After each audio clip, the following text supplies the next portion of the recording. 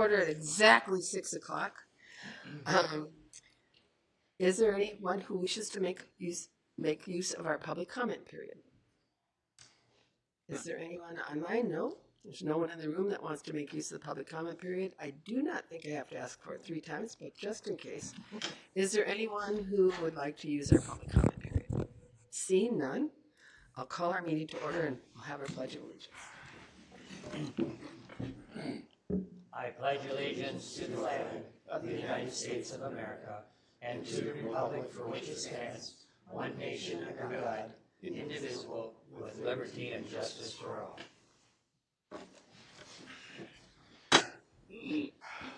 All right. We have a consent agenda that we will be pulling one item off. I will mention that as we get through it, just for a little bit of discussion. So the first one on our consent agenda is to approve the March 5th County Board minutes. Next, to approve the City of Eota Olmsted County Building Services Agreement.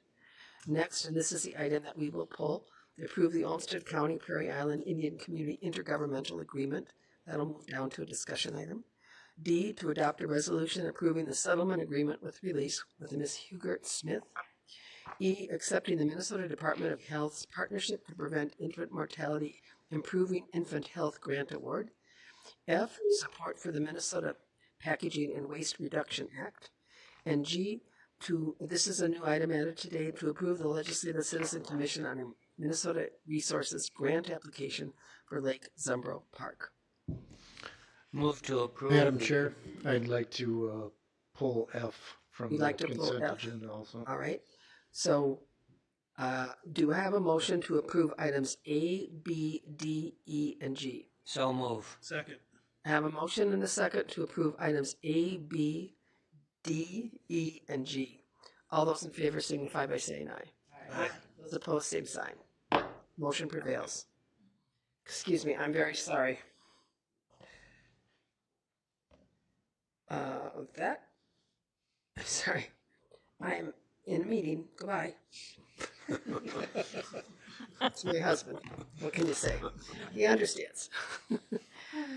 By explanation, our daughter had a big car accident last night, so I think he's calling to give me an update. So I apologize for not having this turned off. I didn't even hear it. Speak with you right now. I'll call you when the meeting's over. I move to forgive the chair for answering the phone. Thank you. I'm sorry about that. I should have just turned the whole darn thing off, which I will do right now. I've been waiting for this call. You may have observed me leaving the room periodically.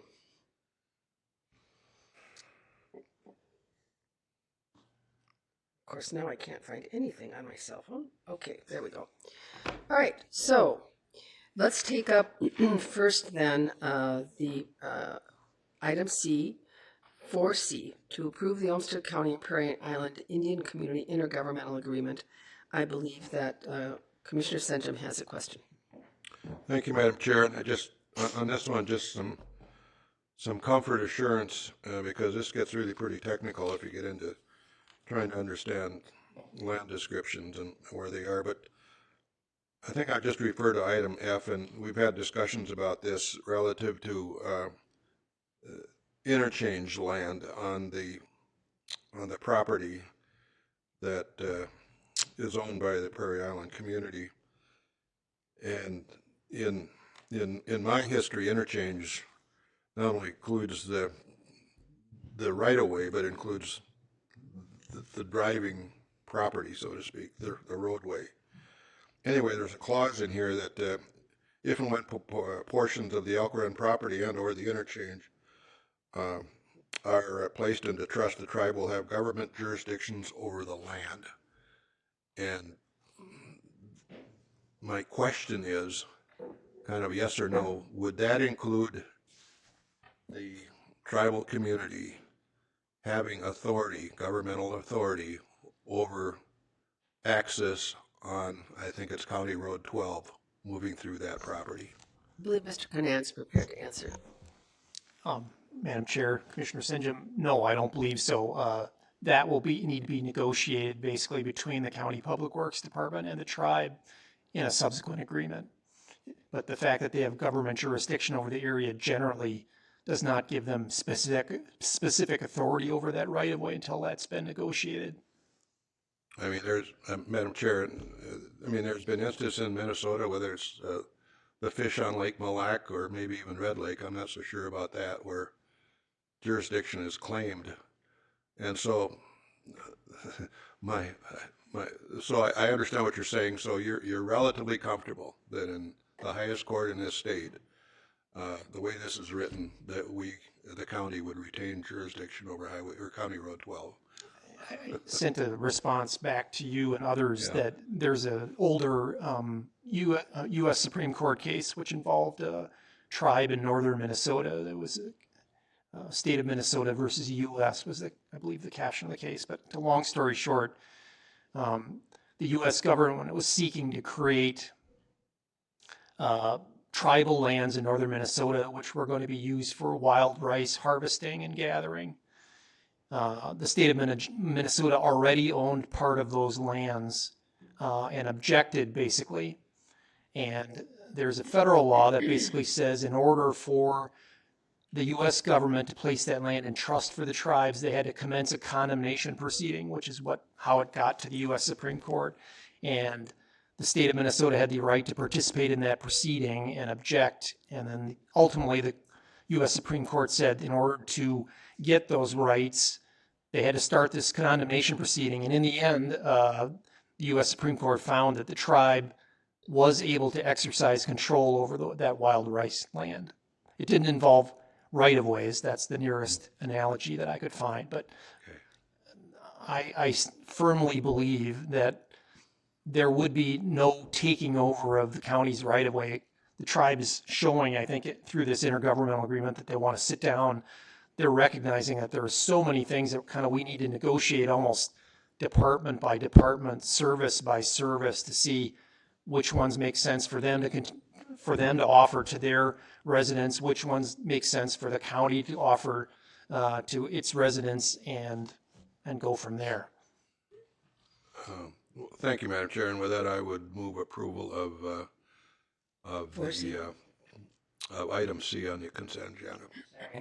I have a motion and a second to approve item 4C, the Olmsted County Prairie Island Community Intergovernmental Agreement. All those in favor signify by saying aye. Aye. Those opposed, same sign. Motion prevails. All right, now we're going to take up item 4F. Commissioner Mueller.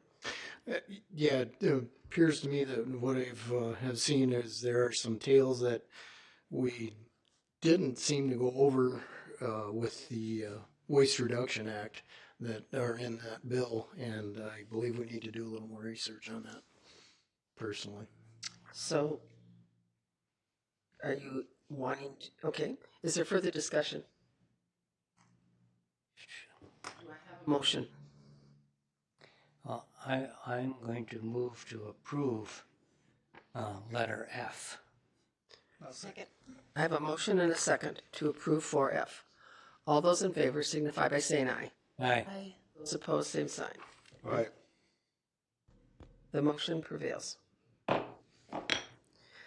Now we're going to move to item 5, discussion and decision items of support for 180 degrees bonding request.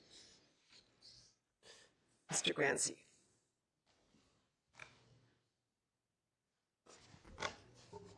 Good evening, Chair Cascaden, Commissioners. My name is Travis Granzy. I'm a Deputy Administrator supporting Health, Housing, and Human Services. I'm here tonight to introduce this topic and answer any questions that you may have. What you have before you is a resolution.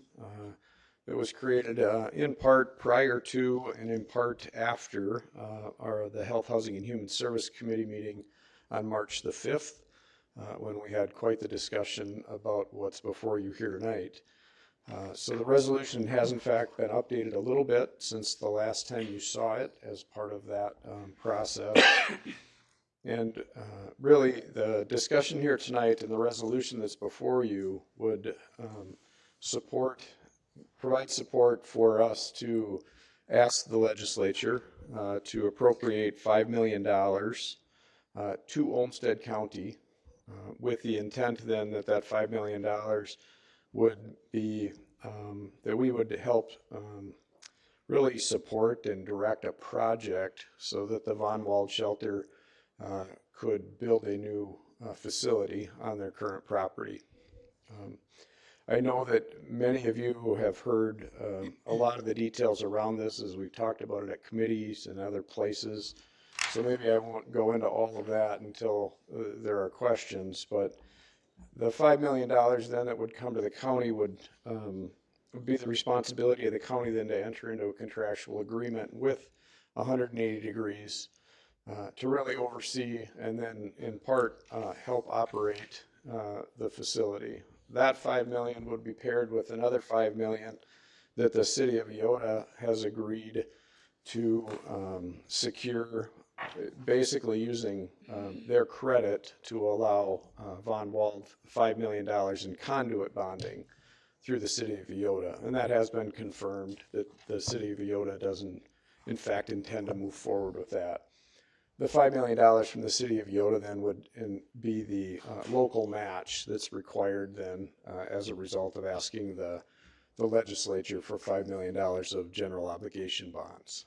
So this $10 million then would allow the Von Wald shelter to build a facility on their property that would replace the really in disrepair the old facility that's there.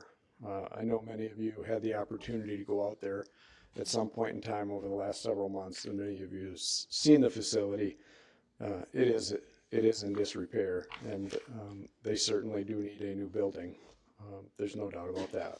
So, let me think here. Maybe that's all, I guess, that I'd like to say to open this. I know that a few of you have questions, and maybe I'll just wait for those. But this is the resolution that was drafted at the direction of the Health, Housing, and Human Service Committee, and that's why it's here before you tonight. Could we have that resolution on the screen, please? Thank you. I know there's questions about this decision item, so who would like to begin? Mr. Rossman. Mr. Grancy, I know in our conversation in committee, staff was asked their feelings on whether they would or would not support us moving forward with this. Could you articulate the staff's recommendation, please? Sure. Well, I think there are pros and cons to this. I mean, and a few of the pros are listed on the resolution. If you look at the first three whereas statements there, in regards to out-of-home placements that are close to family, that's important to us. We like to have youth placed in facilities that are close enough for their family to go and visit them and to participate in their care. So it also plays an important role in our continuum of care. We don't have another shelter in Olmsted County. So Von Wald and 180 Degrees provide the only shelter in our county. Additionally, we've got a lack of beds across the state of Minnesota. So anyway, in those respects, it's a pro. At the same time, I have to say that the information that we have received from the Minnesota Management and Budget as a result of working with them on what this means for us, some of the language that they used certainly should create some pause for all of us, I would say. They would say that bonding bill money is given to political subdivisions for capital improvements for a project that operates a governmental program. That's us. And if the county is asking for general obligation bond money, it must be responsible for operating the project. That implies that we would have a pretty active role in what and how this money gets used and the success of that program. So I think that those words from the Minnesota Management or Budget certainly give us enough pause that I don't know that this is the best approach for financing what 180 Degrees wants to do at the Von Wald shelter. And that's not to say we don't support 180 Degrees in moving forward with continuing to operate a shelter. But this language from Minnesota Management or Budget does give us pause. Additional questions? Can you, Time. can you repeat the exact wording on, with the project? Are they talking the construction project or the program after it continues? Yeah, thank you, um, Chairman, Chairwoman. Boy, it's been a long day. I apologize. Chair Cascade, Commissioner Tyne. Yeah, it does. So it says the county that receives the money must be responsible for operating the project. And it says while the county can certainly enter into a use agreement with another party like a nonprofit to operate the governmental program, the county cannot contract away the responsibility to make sure the program is run properly. So they that's, so they could run their program, but if they don't do things right, it's on us. that's the way I interpret that language, yeah. And then what was it? There was something about like 125% of the. 25 years. Yeah, it says the commitment is for 125% of the useful life of the project, and we interpret that to mean that for 25 years then, the bonds would be 20-year bonds, and for 25 years then, we would kind of own this responsibility. And if it fails, are we in first position? How does that work? Yeah, that's a good question, and I'd probably defer to Tom or our legal team on that, but we did have some discussion around that because that's the way I understand it, is we would be in first position and the city of Eota would be in second position, if you will. I don't have anything to add to that, right? Yeah, I was just wondering, I didn't know whether the city of Eota's financing would come first or second. Sounds like you covered that, so. Mr. Grancy, I posed some questions to you about this relationship as well. One of my questions to you was, does the 180 degrees understand that we will have more direct programmatic responsibility than they envisioned? Do we need to have a very detailed memorandum of understanding and can envision a time where we're more than a landlord because we have responsibility for the service, the quality of service or the service availability for that population. So we could be more doing more direct oversight or more engagement than we usually have with many vendors. They're not really a vendor. It's a very unique relationship. We're not contracting with them directly, although I think you told me that they receive some state aid directly for the cost of the service to adolescents. That adolescents can appear and be sheltered, but that we also do refer. And when we refer, we pay the per diem. So we have it's a very unusual relationship. And my basic question was, does 180 degrees really understand that they will not have the same level of autonomy if we are the bondholder?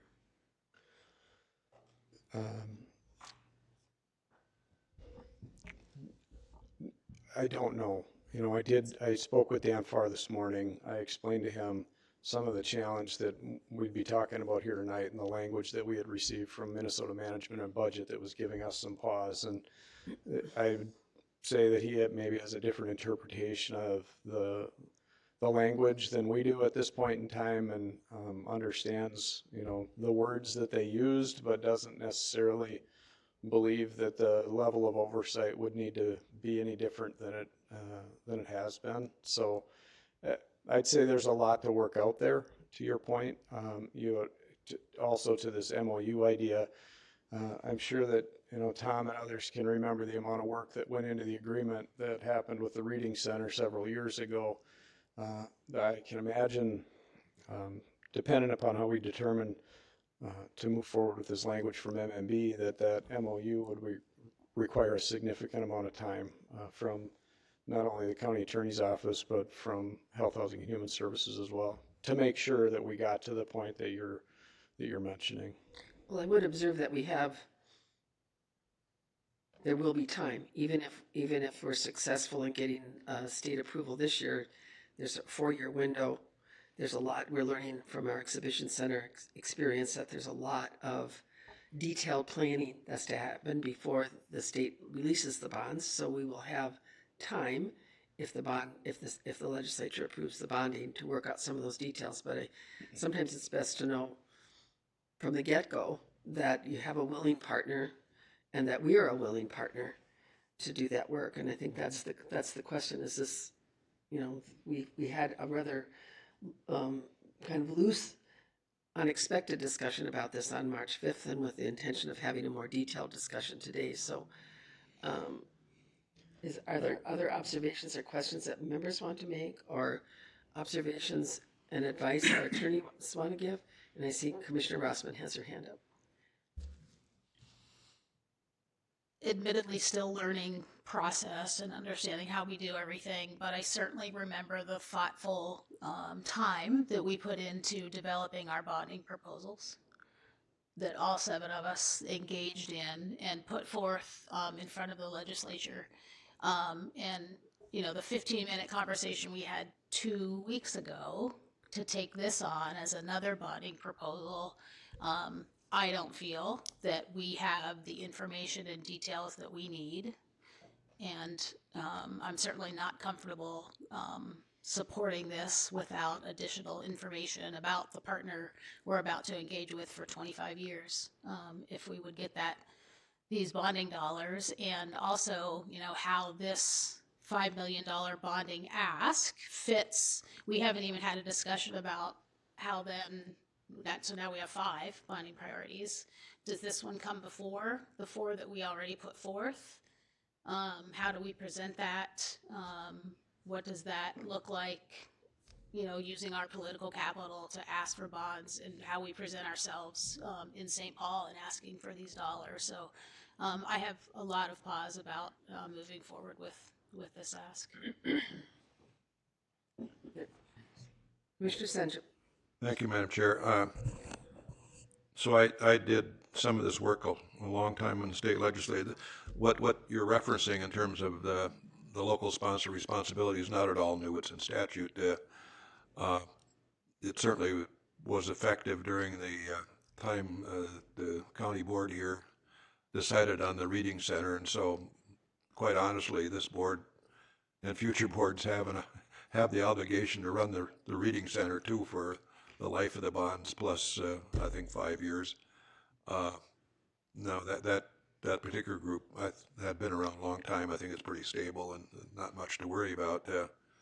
Effectively, what we're betting is that 180 is going to be around here in a viable nonprofit organization for the next 25 years. And so, if you think they are, then the vote is yes. If you're doubtful, then vote the way you want. But that's what we're betting, and that's the question before us. Ms. Welsh. Madam Chair, Commissioners, just a couple of points that I want to add that I'm concerned about. Number one, yes, we did this for the Reading Center, and it was a bad precedent to set at that time, in my opinion.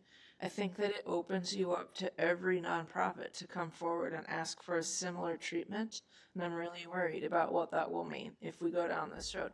Number two, and this echoes a little bit what Commissioner Rossman said, I am concerned that you didn't have an opportunity to think about where does this fall relative to all your other priorities. That's true of which items you ask for bonding for, but it's also true of what are the priorities that you're asking of staff. This isn't a small little itty bitty piece of work. It's big, and you have a full plate of projects already laid out, particularly for facilities and building ops. But our county attorney's office is slammed, and you're asking for a lot of work from them on this, which is okay. Just then you're gonna understand that there's other projects that are gonna get pushed down in the priority for those 2 departments and our finance department. So I just want you to be clear-eyed as you think about this.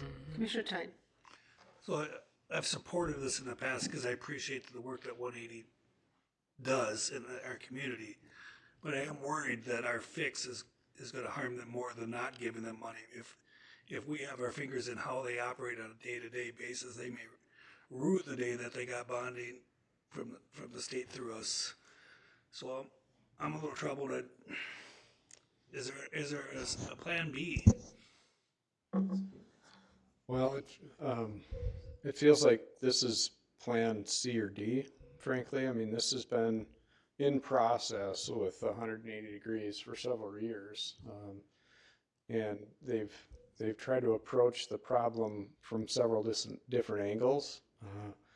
So is there another plan after that? Not that we've heard. In fact, I believe a number of you anyway got an email from their executive director shortly after this was discussed last time. And he suggested in that email what an alternative plan might be, which potentially could be the facility no longer being available to us in Olmsted County. Yeah. But I think there might be other solutions to this outside of the one that's proposed here tonight. I just don't know what that is. Short of what you received in that email, I haven't heard about their plan B. Maybe that would have been the best way to answer. Sure. Commissioner Badowski Smith. So, I have more of a comment rather than a question, so I could save my comment for later. Okay. I notice even in myself a sense of panic with this proposal in that it came so suddenly. Obviously, Von Wald is feeling a panic. It was quite a Hail Mary of an email and a request.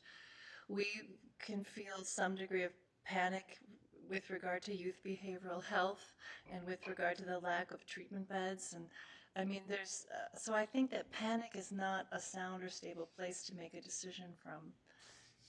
And so I'm troubled by this as well. yeah. Commissioner Wright, and then we'll go to Commissioner Senchuk. Thank you very much. When you said you thought there might be a plan B, but you're not sure what it is, the plan B is to just let the youth to their own devices. That's what the plan B is, because there isn't anything else. We've already established that. There isn't anything else. Now, I understand there's always some concerns. I grew up being a Boy Scout. Some of you know that I'm an Eagle Scout. And I never walked into the swamp without knowing where the high ground was. But in some cases, depending on how big the bear is behind you, you have to take a chance on making sure that you can find that high ground. And that's kind of the dilemma that we're in right now, is that we all know that we need something. We need a facility. We have the potential for a very good facility. 180 degrees has been around for a while.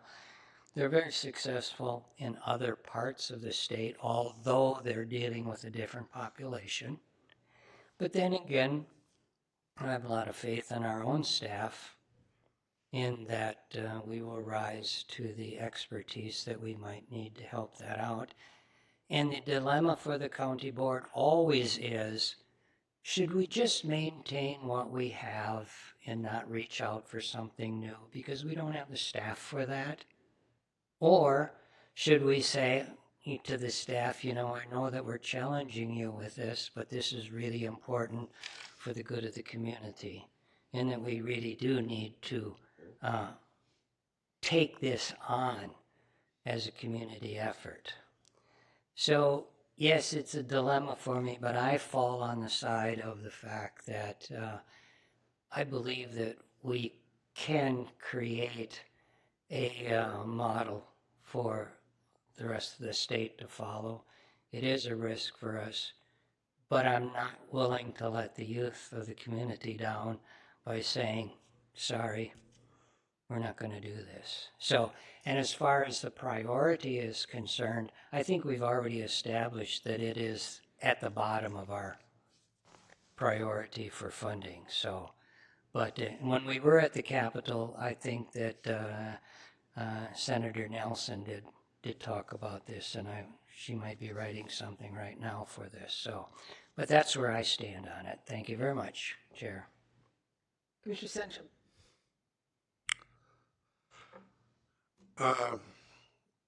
Madam Chair, I was going to say that, if you want comfort, you could make this a cash request. And that precludes all these obligations that you were talking about. A cash request to Olmsted County for purposes of, and then you can go on and construct, furnish, equip improvements for the renovation of the Minnesota Emergency Use Shelter Facility.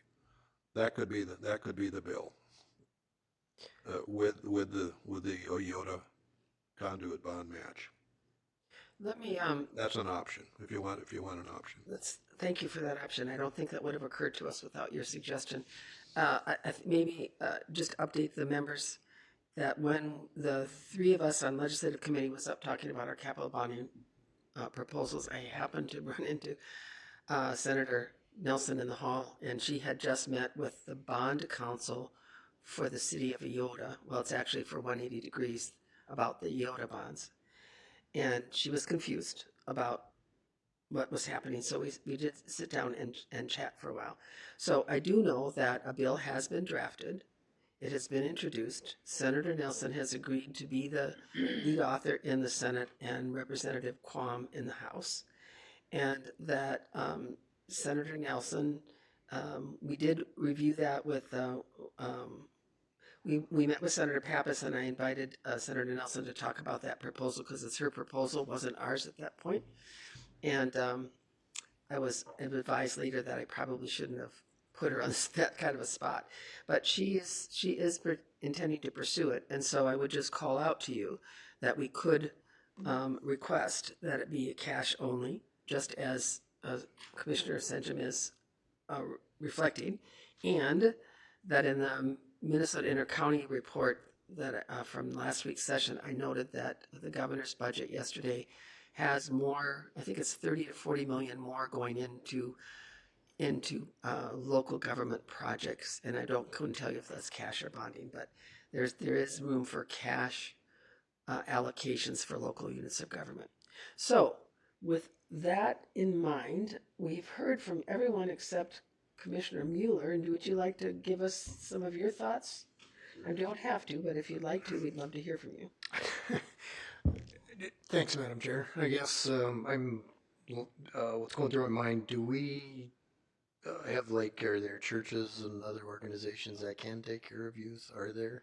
I realize this is actually very important. In what capacity would any of them be to take care of youth?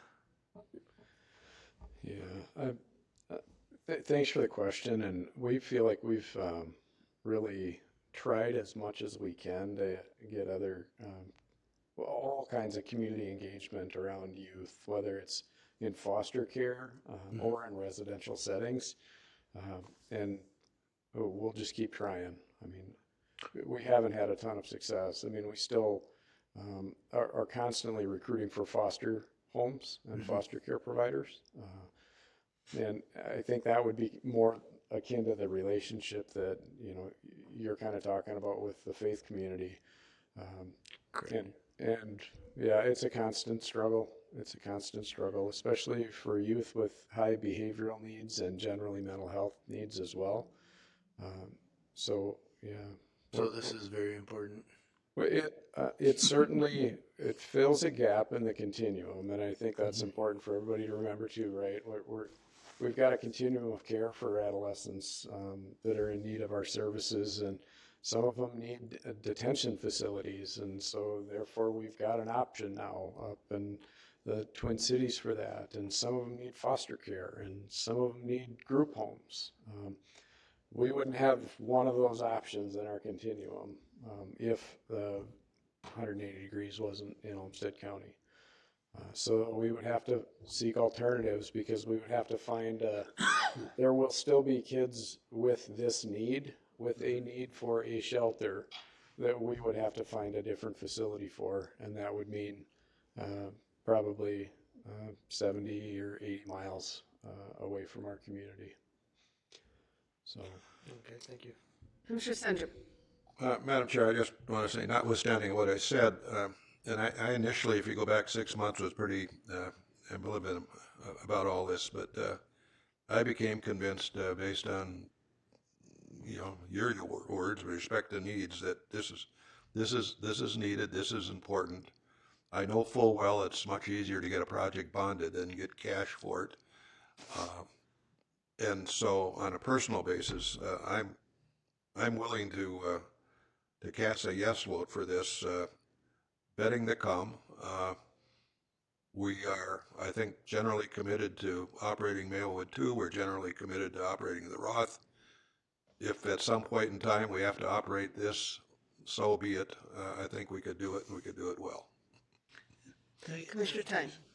Are you proposing then, because this is asking for bonding, you Right. want to reword this to amend this so that you're asking for a cash allocation? Well, you could do that, but Because that's a big difference in yeah. my mind, whether I have support for this. Madam Chair, just to clarify, if you ask for bonding, then you're committed to running the program. Right. And You ask for cash, you're not committed. so if you want to make a motion to ask for a cash, No, I said notwithstanding what I said, I'm still on it. If I'm going to support this, it's got a better chance of being successful if it's a bonding project.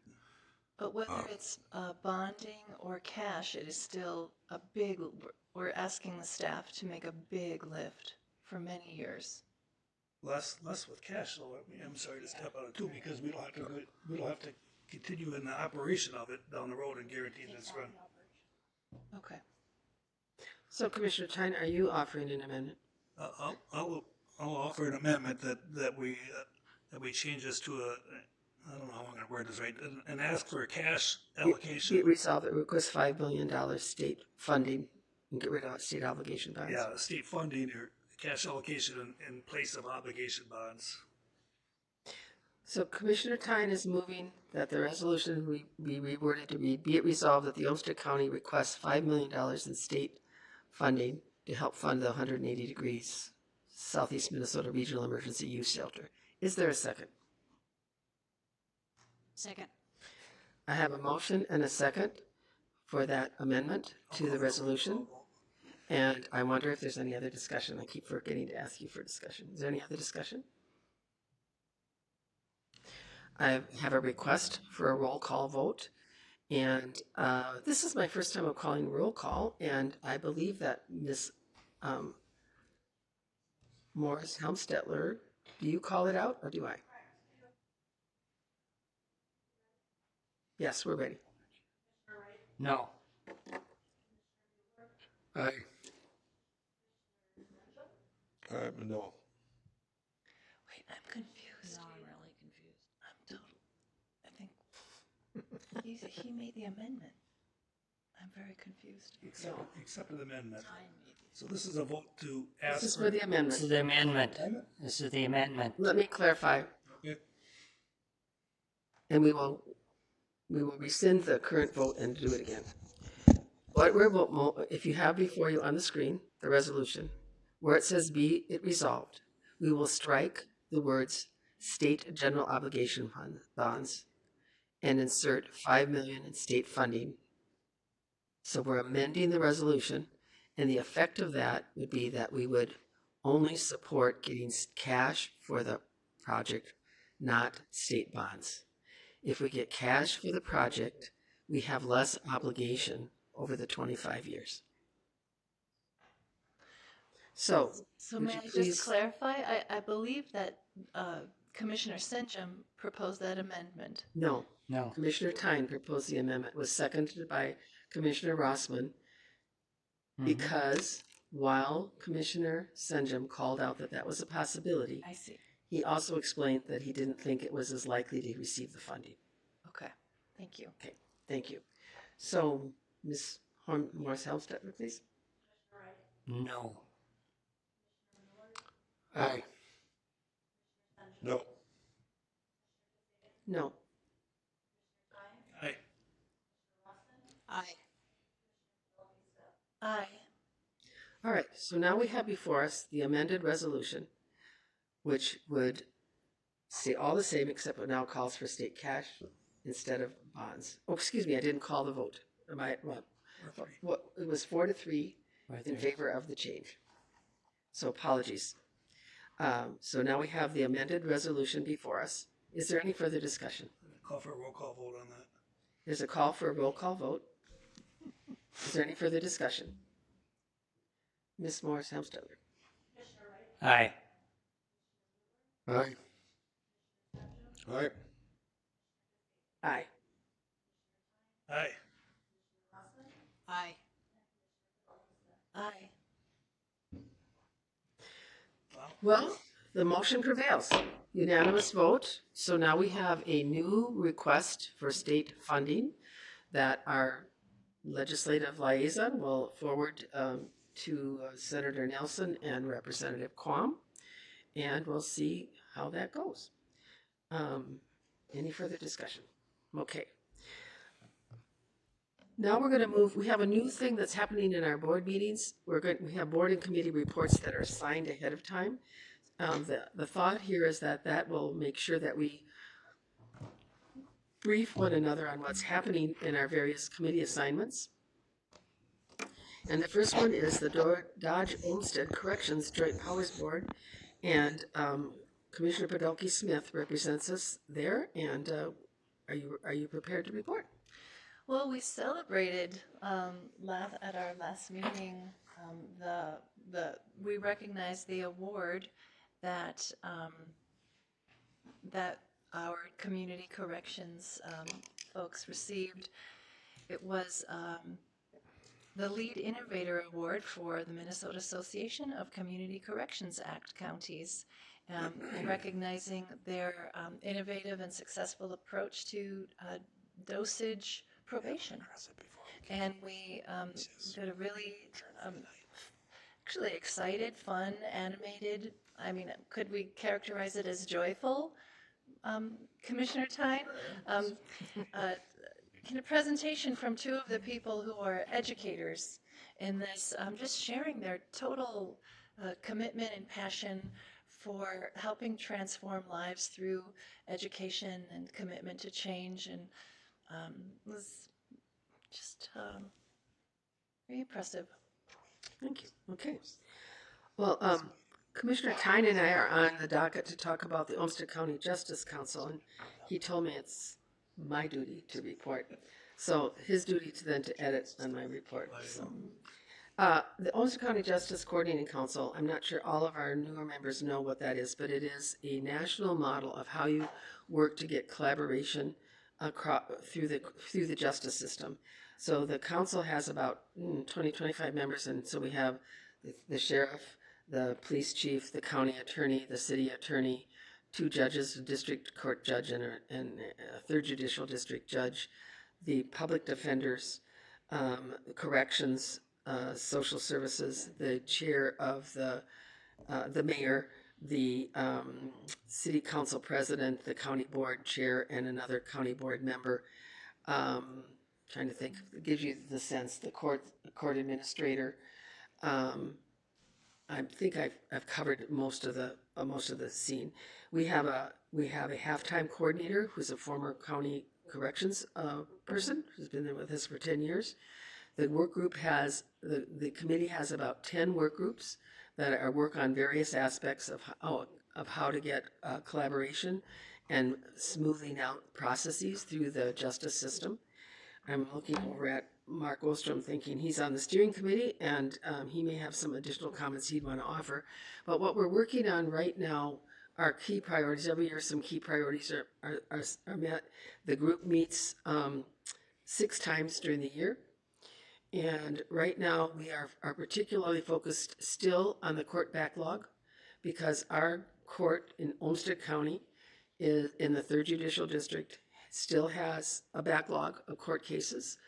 We heard there's a new way that they kind of rank them, that other counties aren't experiencing what we're experiencing in terms of having a bit of a backlog, and that's post-pandemic backlog now. So there's work being done to try and clear that, and there's been success, but it still is nagging and creating challenges for those for the county attorneys and others. We are also working on a juvenile justice continuum of care. So this discussion that we had today is very, very apropos. There was a concern when the juvenile detention facility was closed that there's a need for some kind of at least a 24-hour detention facility for kids who are really dangerous to themselves or others. But we also need a variety of services, and that committee, chaired by Amber Myers out of Corrections, is cross-disciplinary and is really saying it's if we're just going to start when kids get in violation of the law, that's too late. We need to be looking at a continuum of prevention services. I forgot to mention that the city attorney or the city administrator and the county administrator serves on that committee as well. So that group is working very diligently on how to get that, how we can really work across the community to build that continuum of care. So this discussion tonight would be fitting in with that. And then the thing that you heard about last year when we were working on budget is data. How do we have reliable data from each of the actors within the justice system? Although the data we were focusing on is the criminal justice system. So we're using the same measures, the same definitions, where we have apples to apples comparisons. Last month we had, this last week we had a presentation from Hennepin County, who began a process, I think they said in 2006. They have a very comprehensive data analytics that they use for reporting to the broader community. They have a dashboard on the county attorney's site, and they have they use it for internal assessment for making system improvements. And so we are still struggling with how do we begin that process in Olmsted County. And I will tell you that that has been on the agenda for the OCJC evidently for 8 or 10 years, and we don't seem to get much forward movement. So where we stand right now is that the city has agreed to put forward $75,000, the county $75,000. We're talking to the courts to maybe hire a consultant, or maybe, what are the next steps that we can do to really create a reliable system of measures of activity within the criminal justice system that we really helps everybody understand the flow. I'm looking to Mark to see if there's anything significant this Mark too. Either Mark. Yours is much more thorough than I've been. Yeah, I think generally you've given a great description of what OCJC is and some of our more recent projects. I just actually wrote myself a note because I have all of you coming to my office next week. And I put backlog down as one of those things that we really need to define and talk about, because it's, in my humble opinion, a misnomer. But the way it was described and is described right now, and the way it's measured across the state, Olmsted County still has about 340 or so cases in this backlog definition, but for the entire state, it's only at about 150. So Olmsted County is carrying the hugest overage of cases of any county in the state. I think that's a new normal. It's not a backlog, but we'll talk about that next week. I think that's an important thing for you all to kind of understand, and then that'll help also continue to develop an understanding of what's happening in the court system. We've done a couple of very notable projects at OCJC, two near and dear to the sheriff and I. One is drug court, is a product of OCJC. It was one of our first projects. Continued to be very successful. And then we took on a warrant review project between basically my office and the sheriff's office, and we cleaned out thousands of old warrants, which made, I think, our civil warrants folks much more effective in just cleaning up the books. We basically just quashed thousands of warrants of people that we recognize we're probably never going to find, and even if we did, we wouldn't know what to do with them because they were just so old. So we've had some really good, notable projects. We went through a period of time, kind of the COVID-ish time, where we kind of struggled as a group to know where we wanted to go. And right now, I think OCJC has been re-energized with some very thoughtful projects, juvenile justice being one of them. This data project is another one. So I feel like we're kind of heading back up with some significant projects that will be good for the community. And we're returning to in-person meetings, and the Rochester Public School District is asking to become members of the OCJC because of the nexus of juvenile behavioral and mental health issues and the justice system. So that's happening. I'm wondering if there are any other committee reports from members that want to share? I'll give a short one. DMC had an executive committee meeting, and we had to approve our report to the state, and there was $133.7 million of mail spending in the DMC district on capital projects and 12.6 in private, which is down considerably. But that was kind of expected with the interest rates high, inflation up there. So, we see a lot less cranes in town now than we did in the past. And we all know that we're going to see billions of dollars in new spending in the next 5-6 years. And total spending in the 8 or 9 years that DMC has been in existence is $1.6 billion so far, which is pretty impressive. Okay. Commissioner Rossman. I represent the board on the extension committee, and if you all remember through our appropriations discussions, we did approve a 3/4 time position, and that position we went through interviews. The new employee actually started this week, so she'll begin with an environmental scan across the county to really understand the needs of the county and build out her position, connecting our citizens to all the great resources from the University of Minnesota Extension, et cetera. So can't wait to see that evolve and see how that position impacts the county. Other reports from anyone else? No? Commissioner Titan. No, I believe there's something. Yes, thank you. Madam Chair, Commissioners, our wise counsel has discovered that we need a little bit more from your amendment, a little bit of permission on the 180 amendment to adjust a couple of the other, be it for the resolved clauses. And Tom has, I think, an exact wording. Pull that back up for us, please, so we can see the original. Thank you. Actually, I don't have the exact wording. What we discussed was just this resolution is premised on a $5 million state general obligation bond assumption.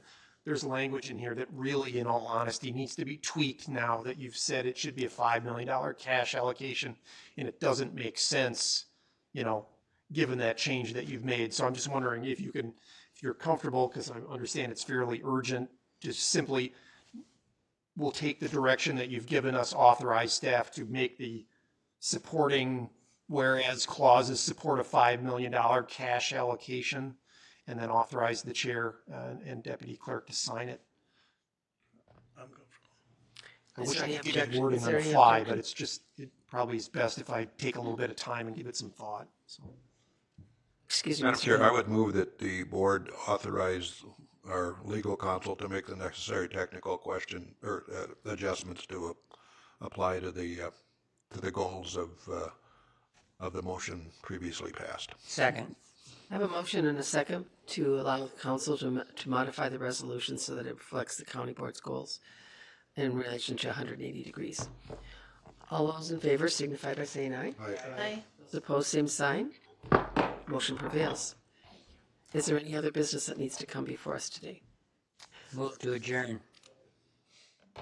I would like to read you my closing statement, and then I will take up your motion.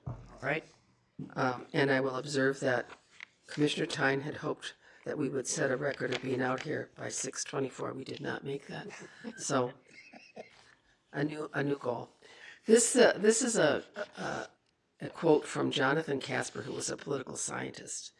And given where we are in an election year and all the concerns around us, I just thought maybe this would be useful. The freedom to express varying and often opposing ideas is essential to a variety of conceptions of democracy. If democracy is viewed as essentially a process, a way in which collective decisions for a society are made, free expression is crucial to the openness of the process and to such characteristics as elections, representation of interests, and the like. Jonathan D. Casper. Very good. I have a motion and a second to adjourn the meeting. All those in favor signify by saying aye. Opposed, same sign. We are adjourned, and we will see each other tomorrow at 2 o'clock in room 103, Mayo Civic Center. And we will be sitting interspersed with our city colleagues. And so look forward to seeing you tomorrow. Okay.